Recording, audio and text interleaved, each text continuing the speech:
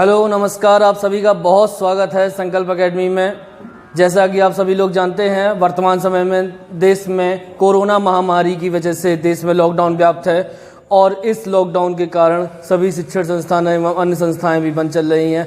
इसी क्रम में संकल्प परिवार द्वारा दूरस्थ बैठे हुए विद्यार्थियों को जो शिक्षा प्राप्त कराने के लिए नई पहल शुरू की गई है, जिसके माध्यम से ऑनलाइन क्लासेस शुरू की गई हैं। ऑनलाइन क्लासेसों में शुरू करके विभिन्न सब्जेक्टों का क्रमानुसार अध्ययन कराया जा रहा है और इसी क्रम में आज से आपका एक नया सब्जेक्ट जीएस में शुरू होने जा रहा है, साइंस में। तो साइंस में हम लोग देखेंगे आज से पोषक पदार्थों के बारे में। आइए देखते हैं पोषक पदार्थ क्या है। पोषक पदार्थ तो पोषक पदार्थ होते हैं न्यूट्रिएंट्स, यानी ऐसे पदार्थ जो प्रत्येक जीव को उसकी जीवित दशा में रखने के लिए आवश्यक होते हैं, उसके जीव शरीर की अंदर की जैविक क्रियाओं में संपादन में सहायक होते हैं। ऐसे पदार्थ कहलाते हैं हमारे पोषक पदार्थ। ये पोषक पदार्थ अगर हमारे शरीर में इनका विभिन्न कार्य होता है, हमारे शरीर में इनका वृद्धि करना होता है, शरीर की मरम्मत करने में होता है, शरीर में ऊर्जा उत्पादन में होता है। आइए देखते हैं इसमें पोषक पदार्थों के बारे में। पोषक पदार्थों की अगर हम उपयोगिता देखेंगे तो पोषक पदार्थों की उपयोगिता के आधार पर पोषक पदार्थ हमारे 4 प्रकार के होते हैं। पहला है ऊर्जा उत्पादन करने वाले। ऐसे पोषक पदार्थ कौन से होते हैं जो ऊर्जा उत्पादन करते हैं? कार्बोहाइड्रेट और वसा। दूसरा है शरीर की वृद्धि एवं मरम्मत, यानी ऐसे पोषक पदार्थ जिनका प्रमुख कार्य शरीर की वृद्धि और मरम्मत होता है, वो है प्रोटीन। तीसरा है उपापचयी प्रक्रिया में, तो ऐसे पोषक पदार्थ जिनका शरीर में उपापचयी प्रक्रमों में प्रयोग होता है, यानी मेटाबॉलिज्म बढ़ाने में घटाने में प्रयोग होता है, विटामिन, जल, खनिज लवण। आनुवंशिक प्रक्रिया में न्यूक्लियम। आनुवंशिक प्रक्रिया में क्या होता है? हमारे अंदर आनुवंशिक लक्षणों का पीढ़ी दर पीढ़ी संचरण करना आनुवंशिक प्रक्रिया में प्रयोग किए जाते हैं, न्यूक्लियम।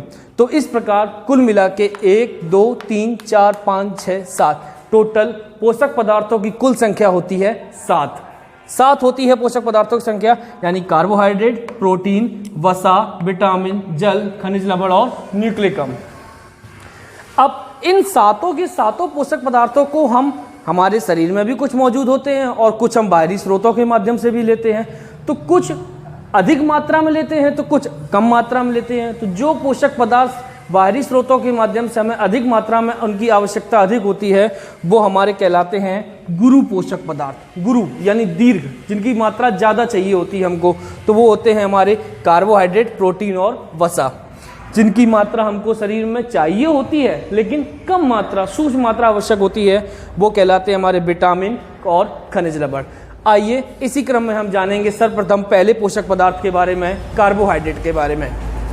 कार्बोहाइड्रेट क्या है? कार्बोहाइड्रेट तो कार्बोहाइड्रेट के बारे में यहाँ पे हम जानेंगे। कार्बोहाइड्रेट 2 शब्दों से मिलकर बना है, कार्बो और हाइड्रेट। कार्बो का तात्पर्य है कार्बन और हाइड्रेट यानी हाइड्रोजन और ऑक्सीजन, यानी कार्बन, हाइड्रोजन और ऑक्सीजन से मिलकर बने यौगिक कहलाते हैं हमारे कार्बोहाइड्रेट। जैसा कि हमने लिखा भी है, कार्बन, हाइड्रोजन और ऑक्सीजन के 1:2:1 के अनुपात से मिलकर बने यौगिक हमारे क्या कहलाएंगे? कार्बोहाइड्रेट में अगर हम लोग यहाँ पे देखेंगे हाइड्रेट, तो हाइड्रेट का फॉर्मूला यानी जल, और जल का फॉर्मूला होता है H2O, यानी कि हाइड्रोजन और ऑक्सीजन का जो अनुपात है 2:1, वो कार्बोहाइड्रेट में भी होता है 2:1। यानी कि कुल मिला के हम कह सकते हैं जो जल में हाइड्रोजन और ऑक्सीजन के अणुओं का अनुपात होता है, वही कार्बोहाइड्रेट में भी हाइड्रोजन और ऑक्सीजन के अणुओं का अनुपात होता है, यानी कि इनका जल से संबंध बहुत होता है। आइए इसी में हम देखेंगे कि कार्बोहाइड्रेट का काम क्या है। कार्बोहाइड्रेट हमारे शरीर में सबसे ज्यादा ऊर्जा की पूर्ति करते हैं। सभी पोषक पदार्थों में, सभी 7 पोषक पदार्थों में ऊर्जा की सबसे अधिक पूर्ति जो करते हैं वो करते हैं हमारे कार्बोहाइड्रेट हमारे शरीर की सर्वाधिक पूर्ति, लगभग 50 से 75% ऊर्जा की पूर्ति कार्बोहाइड्रेट द्वारा की जाती है। कार्बोहाइड्रेट को शरीर का ईंधन कहते हैं, फ्यूल कहते हैं। जैसे कि बिना गाड़ी, कोई भी गाड़ी बिना पेट्रोल डीजल के नहीं चल सकती है, क्योंकि उसके बिना एनर्जी उसमें नहीं आती है, ऊर्जा नहीं होती। हमारे शरीर में भी बिना ऊर्जा के हम नहीं चल सकते। तो इसी क्रम में कार्बोहाइड्रेट हमें ऊर्जा देते हैं और ऊर्जा देने की वजह से हम लोग कार्बोहाइड्रेट को क्या कहते हैं, शरीर का ईंधन पदार्थ कहते हैं। कार्बोहाइड्रेट का काम वसा में बदलकर संचित भोजन का भी कार्य करना है। जो भी हम पदार्थ खाते हैं, जो भी ऑयली फूड खाते हैं, तो उसमें उस वसा को हमारे भोजन में ऊर्जा के रूप में संचित करता है ताकि उसका उपयोग हम बाद में कर सकें। अब अगला पॉइंट है, ये ध्यान से देखिए, पृथ्वी पर सर्वाधिक मात्रा में पाया जाने वाला कार्बनिक पदार्थ। ये क्वेश्चन ऐसे आता है कि निम्नलिखित में से कौन सा पोषक पदार्थ पृथ्वी पर सर्वाधिक मात्रा में पाया जाता है? कार्बोहाइड्रेट, प्रोटीन, वसा, विटामिन। तो चारों ऑप्शन में हम लोग यहाँ पे कंफ्यूजन हो जाता है कि चारों पदार्थों में कौन सा हमें सर्वाधिक मिलता है। तो याद रखिएगा, पृथ्वी पर सर्वाधिक मात्रा में सबसे ज्यादा पाया जाने वाला कार्बोहाइड्रेट होता है। हाँ, कार्बोहाइड्रेट के बारे में एक पॉइंट और बताना होगा कि जीव शरीर में कार्बोहाइड्रेट की मात्रा 1% होती है। जीव शरीर में कार्बोहाइड्रेट की मात्रा भले ही 1% हो, लेकिन पूरे विश्व में, पूरी पृथ्वी पर सर्वाधिक मात्रा में जो पोषक पदार्थ पाया जाता है वो होता है हमारा कार्बोहाइड्रेट। कार्बोहाइड्रेट सेलुलोज के रूप में पौधों की कोशिका भित्ति बनाते हैं। पौधों की कोशिका का जो निर्माण होता है, उन कोशिकाओं की रचना का जो निर्माण होता है वो सेलुलोज के रूप में ही होता है। कार्बोहाइड्रेट स्टार्च या मंड के रूप में संचित ईंधन का कार्य करते हैं। जैसे हम लोग भोजन करते हैं, पौधे भी भोजन का बनाते हैं और उनका जो भोजन होता है वो स्टार्च या मंड के रूप में होता है। और ये स्टार्च या मंड के रूप में उसी भोजन की बदौलत पौधों की वृद्धि होती है और ये कार्बोहाइड्रेट ही करते हैं। कार्बोहाइड्रेट शरीर में अगर हम देखेंगे कार्बोहाइड्रेट, तो कुल मिला के कार्बोहाइड्रेट की दो रूप हमें मिल जाते हैं, एक घुलनशील और एक अघुलनशील। जो घुलनशील होती है वो हमें शक्कर के रूप में या शर्करा के रूप में मिलता है, और जो अघुलनशील होता है वो हमें स्टार्च या मंड के रूप में मिलता है। तो कार्बोहाइड्रेट के अब हम यहाँ पे स्रोत देखेंगे। तो कार्बोहाइड्रेट के क्या स्रोत है? कार्बोहाइड्रेट गेहूं, ज्वार, मक्का, बाजरा, आलू, चुकंदर, केला, फल, जितने भी हैं इन सभी में कार्बोहाइड्रेट पाए जाते हैं। लेकिन कार्बोहाइड्रेट के बारे में जैसे हमने अभी आपको बताया, कार्बोहाइड्रेट शक्कर और स्टार्च दो रूपों में आपको मिलते हैं। तो जो स्टार्च के रूप में मिलता है वो आपको मिलेगा अनाजों में, गेहूं, ज्वार, मक्का, बाजरा, दाल, चावल और जड़ों वाली सब्जियों में कार्बोहाइड्रेट आपको मिलेगा स्टार्च या मंड के रूप में। ध्यान सुनिएगा, स्टार्च या मंड के रूप में मिलेगा। लेकिन जो फलों में मिठास आती है, वो फलों की मिठास होती है, वो होती है हमारी शर्करा वाली। तो शर्करा वाली जो मिठास आती है वो हमारी कार्बोहाइड्रेट की आती है और अघुलनशील वाली स्टार्च या मंड के रूप में आती है। अब इसी क्रम में हम लोग आगे देखते हैं। तो आइए इसी क्रम में देखते हैं अब कार्बोहाइड्रेट के वर्गीकरण के बारे में। कार्बोहाइड्रेट का वर्गीकरण अगर करेंगे तो कार्बोहाइड्रेट का वर्गीकरण 4 भागों में किया गया है: मोनोसैकेराइड, डाइसैकेराइड, ओलिगोसैकेराइड और पॉलीसैकेराइड। मोनोसैकेराइड, डाइसैकेराइड, ओलिगोसैकेराइड और पॉलीसैकेराइड। तो सर्वप्रथम पहला नंबर आता है हमारा मोनोसैकेराइड। मोनोसैकेराइड कार्बोहाइड्रेट की सबसे सरलतम घुलनशील, जल में घुलनशील एवं मीठी अवस्था होती है ये कार्बोहाइड्रेट की। यह कार्बोहाइड्रेट में मुख्यतः 5 या 6 कार्बन वाली होती है। तो 5 कार्बन वाले आप लोगों ने अपनी पुरानी कक्षाओं में फर्स्ट ईयर इंटर में भी पढ़ा होगा कि 5 कार्बन को पेंटोज, 6 कार्बन को हेक्सोज, 7 को हेप्टोज।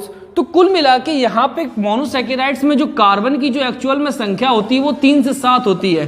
3 कार्बन वाले को ट्रायोज, 4 को टेट्रोज, 5 को पेंटोज, 6 को हेक्सोज, 7 को हेप्टोज। तो कुल मिला के 3 से 7 कार्बन वाले होते हैं। लेकिन सबसे ज्यादा मोनोसैकेराइड जो पाए जाते हैं वो हमारे 5 या 6 नंबर के कार्बन वाले पाए जाते हैं। तो 5 या 6 नंबर कार्बन वाले को पेंटोज कहते हैं और 6 वाले को कहते हैं हेक्सोज।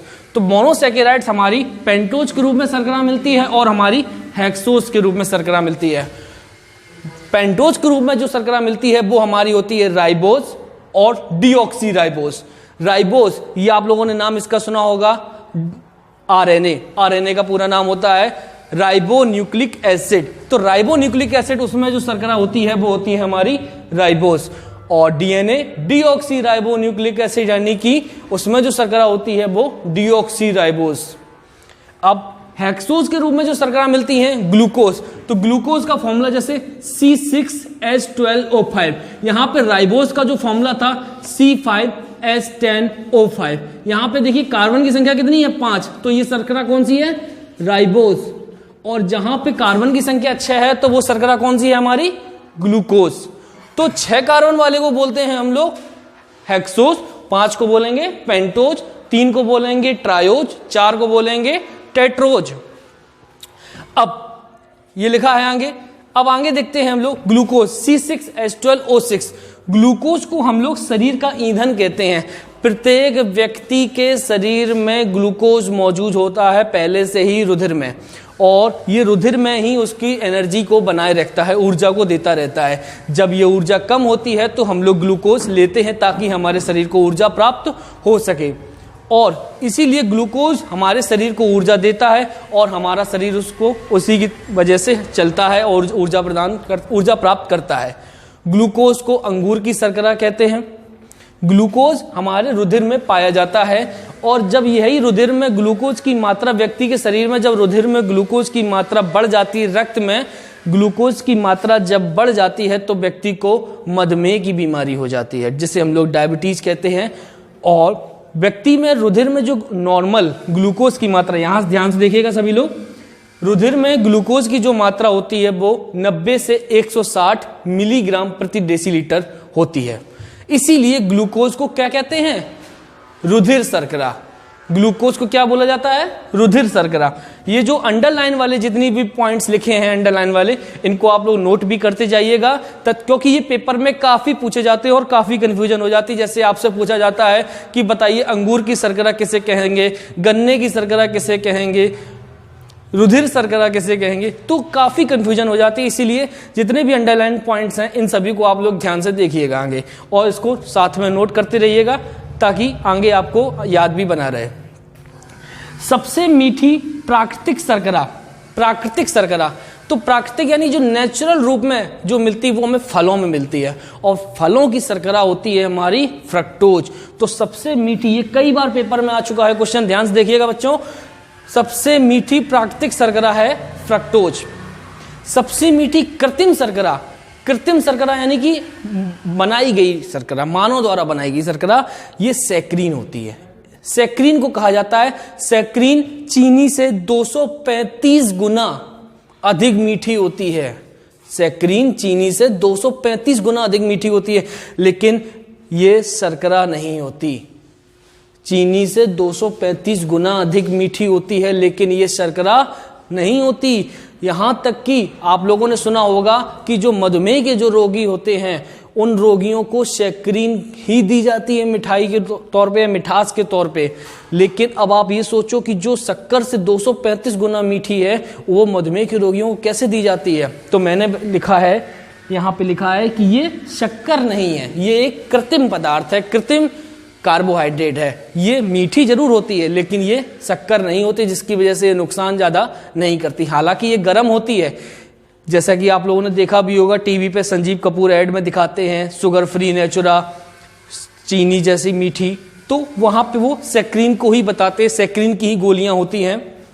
अब फलों की शर्करा कहें और या फिर शहद में मिठास का कारण या शहद की मिठास का कारण भी फ्रक्टोज को ही कहा जाता है।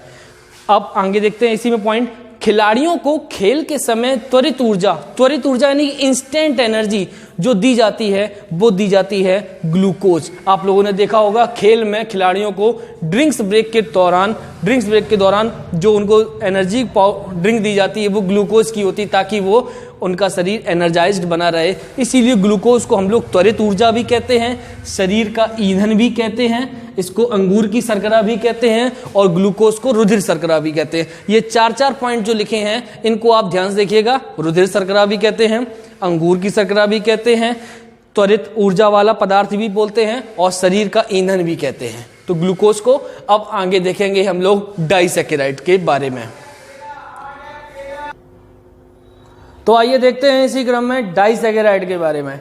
डाइसैकेराइड, डाई का अर्थ ही होता है दो, यानी कि जब दो मोनोसैकेराइड की इकाइयां मिलकर या दो मोनोसैकेराइड्स के अणु मिल जाएं तो वो कहलाते हैं हमारे डाइसैकेराइड। यहाँ पे एक पॉइंट मैंने लिखा है डाइसैकेराइड्स के 2 अणु का निष्कासन करके एक अणु का निष्कासन जो होता है वो किसका होता है, वो जल का एक अणु निकल जाता है।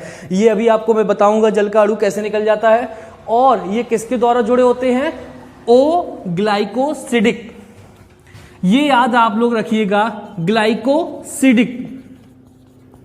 ये काफी बार आ भी चुका है पेपरों में कि जो भी डाइसैकेराइड होता है, चाहे वो आगे हम लोग ओलिगोसैकेराइड्स हो, चाहे वो पॉलीसैकेराइड्स हो, कुछ भी हो, ये सभी जो भी जुड़े होते हैं वो हमारे ग्लाइकोसिडिक बंध के द्वारा ही जुड़े होते हैं। यानी मोनोसैकेराइड्स के जितने भी अणु होते हैं वो हमारे ग्लाइकोसिडिक बंध के द्वारा ही जुड़ते हैं। याद रखिएगा इस पॉइंट को। आइए देखते हैं। तो मैंने बताया कि 2 इकाइयां मिलकर ग्लूकोज और फ्रक्टोज को अगर हम जोड़ देते हैं तो हमारा बन जाता है सुक्रोज। सुक्रोज को ही हम लोग शक्कर बोलते हैं, शर्करा बोलते हैं। ग्लूकोज को अगर गैलेक्टोज में जोड़ देंगे तो 2 मोनोसैकेराइड्स जोड़ जाएंगे तो लैक्टोज बन जाएगा। ग्लूकोज को ग्लूकोज में जोड़ देंगे तो बन जाएगा हमारा माल्टोज। तो मैंने अभी आप लिखा था कि मोनोसैकेराइड्स की 2 इकाई मिलकर जल के एक अणु का निष्कासन कर देते हैं। तो जल का एक अणु निकलना स्वाभाविक ही हो जाता है जब 2 मोनोसैकेराइड्स बन जाते हैं। वो कैसे प्रोसेस होती है, वो यहां से होती है। जैसे हमने ग्लूकोज का एक ये ले लिया C6H12O6 प्लस C6H12O6 फ्रक्टोज। तो ग्लूकोज और फ्रक्टोज दोनों को जोड़ते हैं तो ये ग्लूकोज और फ्रक्टोज हमारे जुड़े हुए हैं तो ये बन जाता है C12H22O11।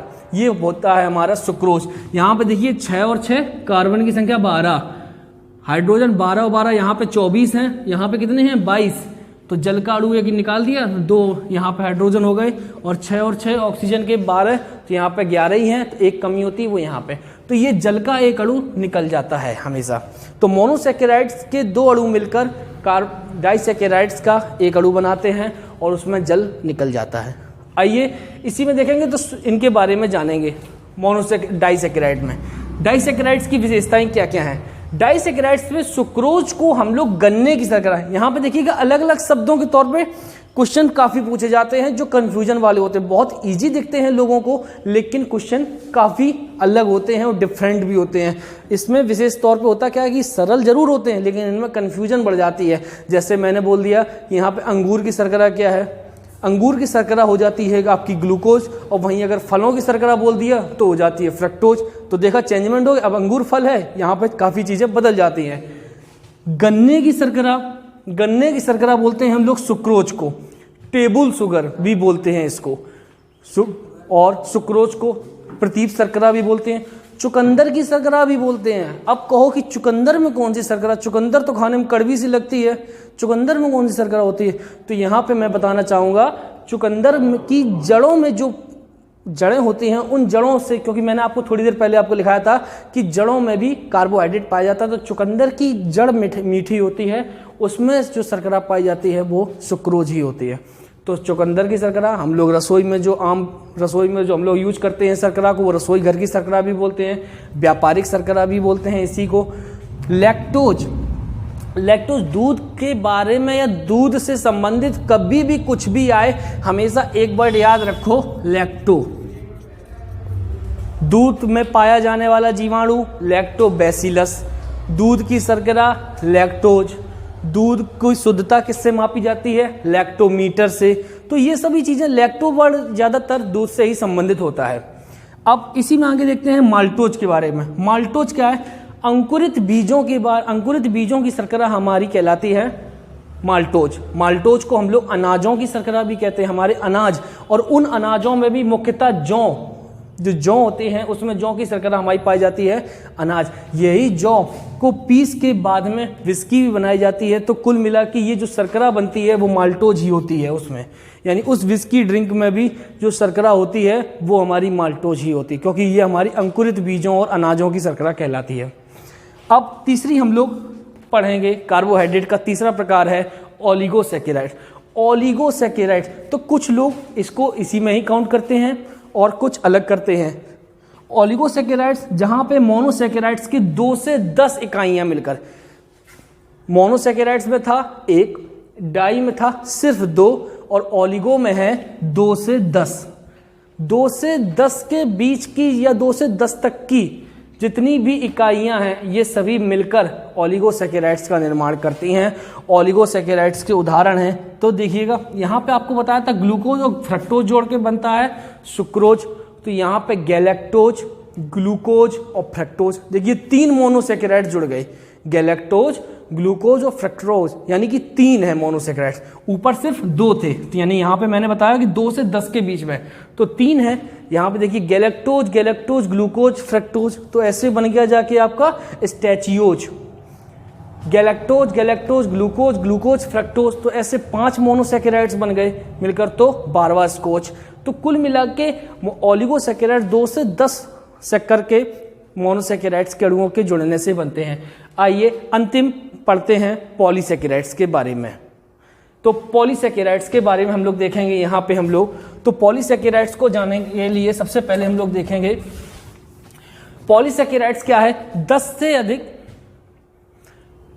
और 1000 तक या हजारों की संख्या में भी जो कई सारे मोनोसैकेराइड्स के अणु होते हैं वो हमारे कहलाते हैं, जुड़कर बनाते हैं, वो कहलाते हैं हमारे पॉलीसैकेराइड्स। तो पॉलीसैकेराइड्स जो बनते जरूर हैं हमारे, ये पॉलीसैकेराइड्स हमारे जल में अघुलनशील होते हैं, ये अघुलनशील होते हैं, इनमें ये जल में विलय नहीं होते हैं।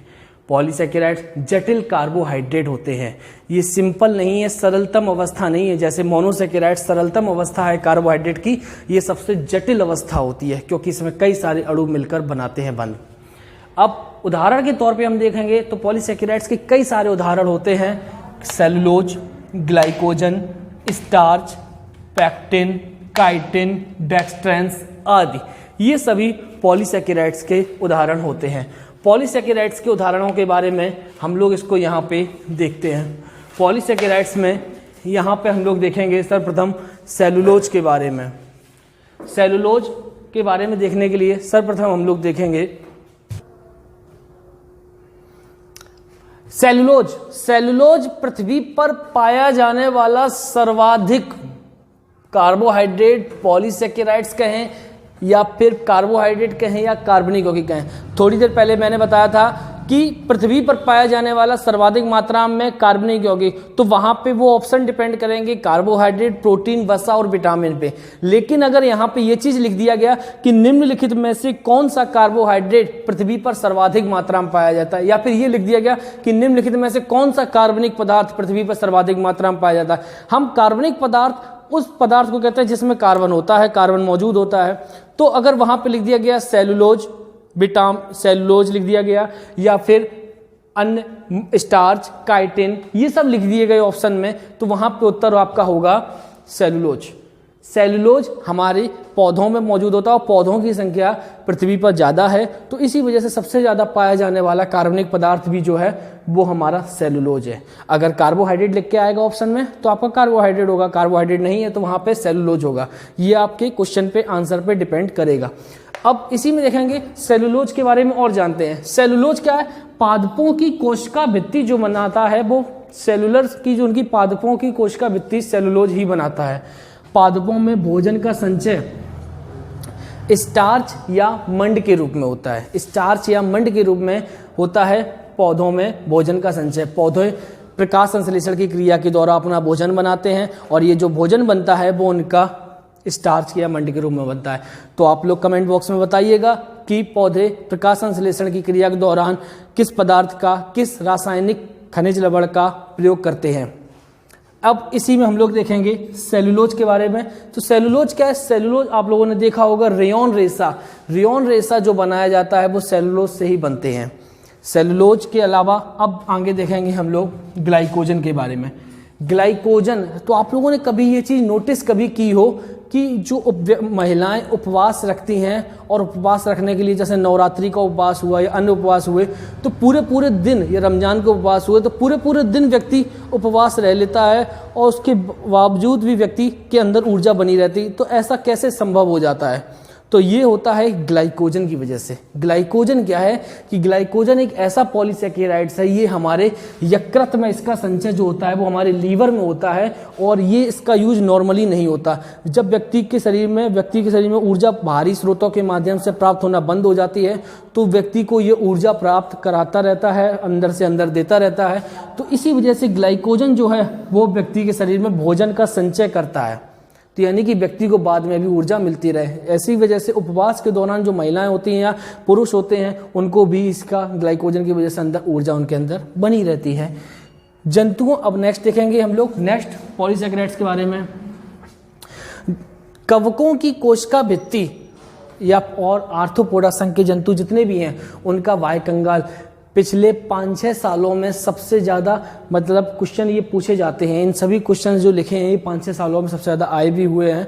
तो आप लोग देखेंगे कवकों की कोशिका भित्ति किसकी बनी होती है, कई बार क्वेश्चन आता है, तो ऑप्शन होता है काइटिन का। किसकी बनी होती है? काइटिन। यहाँ पे आपको आगे भी समझाऊंगा कि ये चीज़ आप लोग याद रखिएगा, काइटिन है, कुछ ऑप्शन में केराटिन दे दें, कैरोटिन दे दें, ये सभी चीज़ें अलग अलग हैं, तो कभी भी कंफ्यूजन ना होना। काइटिन है तो काइटिन को ही याद रखिएगा। केराटिन और कैरोटिन अलग अलग चीज़ें होती हैं। कैरोटिन होता है प्रोटीन होती है, जबकि काइटिन एक हमारा कार्बोहाइड्रेट है, ठीक है। और केराटिन जंतुओं के बाह्य कंकाल को बनाती है, जैसे नाखून, सींग, खुर, ये केराटिन है। लेकिन जो काइटिन है वो काइटिन हमारा कार्बोहाइड्रेट है, और ये कार्बोहाइड्रेट जंतुओं की कोशिका, कवकों की कोशिका भित्ति बनाता है। और इसी वजह से कवकों की कोशिका भित्ति बनाने के लिए पौधों की जो कोशिका भित्ति बनाता था वो सेलुलोज था, जो पौधों की कोशिका भित्ति बनाता था। जो कवकों की कोशिका भित्ति बनाता है वो होता है काइटिन। इसलिए कवक को अंग्रेजी में बोलते हैं फंगस, और फंगस की वजह से इसको बोला जाता है फंगल सेलुलोज। नेक्स्ट पॉलीसेकेराइड्स के बारे में जानेंगे। पेक्टिन। पेक्टिन क्या है? पेक्टिन को पादप सीमेंट भी कहते हैं। हम लोगों ने यहां पढ़ तो लिया कि सेलुलोज पौधों की कोशिका भित्ति बनाता है, लेकिन पेक्टिन जो है वो कोशिका भित्ति में सेलुलोज को बांधे रखता है। जब कोशिका भित्ति और पादपों में जुड़ाव होता है तो उसके बीच में जैसे सीमेंट का कार्य करता है, इसी वजह से इसको पेक्टिन को पादप सीमेंट कहते हैं। यहां पे आता है अगला है, इसी क्रम में आगे पढ़ने के लिए भी है जरूरी, इसको भी याद रख लेना। जंतु सीमेंट किसे कहते हैं? जंतु सीमेंट बोलते हैं हाइलुरोनिक अम्ल को। हाइलुरोनिक अम्ल क्या है? ये अम्ल हमारी त्वचा में भी मौजूद होता है, हमारे त्वचा के अंदर, हमारे शरीर में संधियों में भी मौजूद होता है, हमारे कोशिका में पाया जाने वाला काचाप द्रव होता है उसमें भी मौजूद होता है। ये अम्ल क्या करता है? ये हमारे शरीर में स्नेहक का एक ऑयल का काम करता है, ताकि स्किन कभी हमारी रूखी ना हो। अगर स्किन रूखी हो जाती है तो ये वसा कोशिका संचित कर रखता है, तो ये हाइलुरोनिक अम्ल होता है, जिसकी वजह से हमारी स्किन कभी भी रूखी नहीं होती है। अगर ये हो जाती है तो यानी इसका अर्थ है कि हाइलुरोनिक अम्ल की हमारे शरीर में कमी हो गई है। अब नेक्स्ट आगे पढ़ेंगे इसमें पॉलीसेकेराइड्स के बारे में, डेक्सट्रेंस के बारे में। तो डेक्सट्रेंस क्या है? डेक्सट्रेंस ईस्ट और बैक्टीरिया में मौजूद होता है। ये जो भी इनका जो बचा हुआ भोजन होता है वो ईस्ट बैक्टीरिया का, ये इसी में ही डेक्सट्रेंस होता है। हम लोग जो भी, अगर जैसे हम लोग पेस्ट नहीं करते हैं तो हम जो देखा होगा बहुत से व्यक्तियों के दांत पीले पड़ जाते हैं, उन व्यक्तियों के दांतों में पायरिया या फिर प्लाक की समस्या हो जाती है। यहाँ पायरिया की समस्या बाद में बनती है, पहले प्लाक हो जाता है। प्लाक यानी पीलापन जमने लगता है। तो जो प्लाक की जो समस्या होती है बैक्टीरिया में, वो डेक्सट्रेंस की वजह से ही होता है। वो प्लाक जो होता है वो डेक्सट्रेंस ही होता है।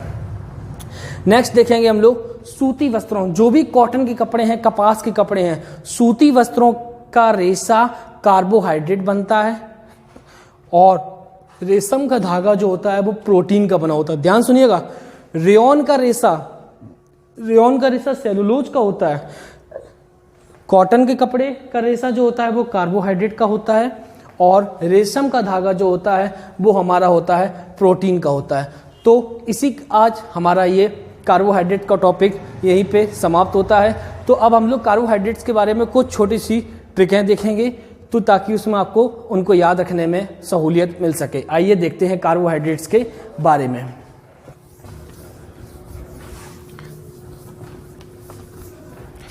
तो यहाँ पे आप लोगों ने सर्वप्रथम देखा होगा कार्बोहाइड्रेट्स को, मैंने पढ़ाया था आपको मोनोसेकेराइड्स के बारे में। मोनोसेकेराइड्स के आपके 4 थे, कौन कौन से थे? गैलेक्टोज, ग्लूकोज, मैनोज और फ्रक्टोज। ये आपके 4 मोनोसैकेराइड्स थे। तो इनको याद करने की आपको सिंपल सी एक आपको ट्रिक बता दूं। गूगल मन फड़कता है, गूगल मन फड़कता है, यहां से इसका मतलब है ग्लूकोज, गल से आता है हमारा गैलेक्टोज, मन से आता है मैनोज, फा से आता है हमारा फ्रक्टोज। अब दूसरा है हमारा डाइसैकेराइड्स को याद करने की ट्रिक। डाइसैकेराइड्स क्या होते हैं? डाइसैकेराइड्स आपको 3 बताए गए डाइसैकेराइड। कौन कौन से डाइसैकेराइड्स थे? सुक्रोज, माल्टोज और लैक्टोज। सुक्रोज, माल्टोज और लैक्टोज, इनको याद करने की सिंपल सी ट्रिक है सुमाला। सो से हो गया सुक्रोज, मा से माल्टोज और ला से लैक्टोज। तो ठीक है, ये आपकी मोनोसैकेराइड्स को याद करने की है, ये आपको डाइसैकेराइड्स की याद करने की है, सुक्रोज, माल्टोज और लैक्टोज। तो बस आज के लिए हम लोग यहीं इतना ही रखेंगे। नेक्स्ट टॉपिक में हम लोग देखेंगे प्रोटीन और वसा के बारे में पढ़ेंगे। तो बस जो भी आप लोगों को समस्या हो वो आप लोग कमेंट बॉक्स में भी बता सकते हैं अपना, और जो भी दिक्कत हो उसको आप कमेंट बॉक्स में बताइएगा और वीडियो को लाइक शेयर अवश्य कीजिएगा। यहाँ पे आपको एक चीज़ और बता दूँ, अगर आप लोग अपने नोट्स बना रहे हैं या फिर आप लोग फर्स्ट टाइम वीडियो देख रहे हैं तो इसमें आप लोग अभी से साइंस के बारे में शुरुआत से अपने वीडियो देखिएगा तथा अपने नोट्स भी बनाइएगा, स्क्रीनशॉट लेके भी आप कर सकते हैं। ठीक है, आज के लिए इतना ही, धन्यवाद।